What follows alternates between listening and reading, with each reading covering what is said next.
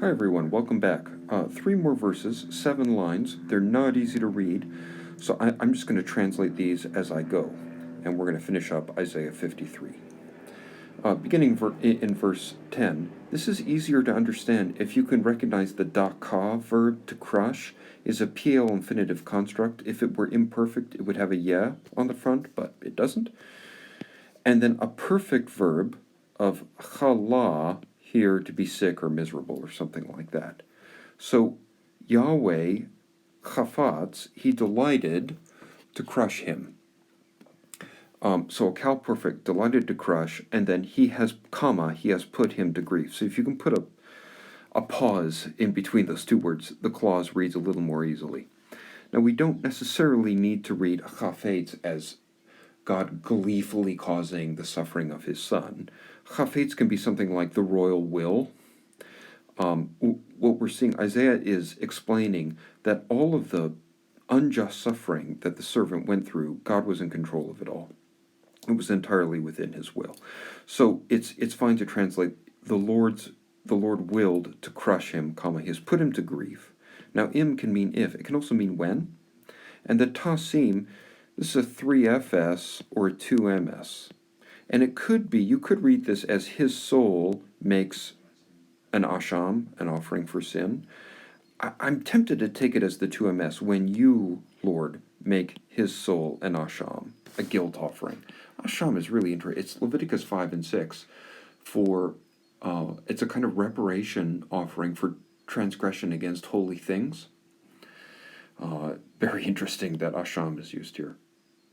So when you make his soul a guilt offering, he will see seed, and then arak means to lengthen. Hopefully you can see hifil, a vowel, I vowel. He will lengthen days. See seed, at one level, that's just a way of talking about a happy, blessed outcome in God's hands. The seed here, I can't help but wonder if that's other disciples, though, if there are multiple levels of meaning here. And lengthen days, that's a way of talking about a long, full, rich, blessed life under God's hand. That's very interesting in that the servant dies. I'm not sure how to make sense out of that, except for the resurrection. And the chayfetz, the delight of the Lord, in his hand will prosper. So everything is going exactly according to plan. Verse 11, from the trouble of his soul, he will be satisfied in his knowledge. So in the midst of this horrible suffering, the servant isn't overwhelmed. He knows where this is all going. He knows where it's all going.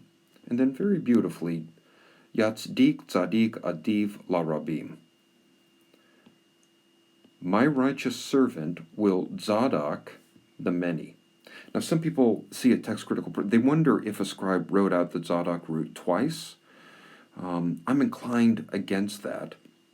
What I find so beautiful about this is that we see here the servant making the many righteous like him. I think we see here double imputation, the imputation of our sins to Christ and Christ's lived righteousness during the incarnation to us. The many here is probably Gentiles. If you read through Isaiah 53, I think the many are outsiders and us and we are Jewish people. And we'll see that the servant bears the sin of both. So beautifully, my righteous servant justifies the many. He makes them righteous as he is. And their iniquities he will bear. Sabal, a word used earlier, explaining how that justification happens. Therefore, God says, now, a PL of chalak, to divide or apportion, I will apportion for him with the many, and with the atzumim, the strong, he will divide spoil. Okay.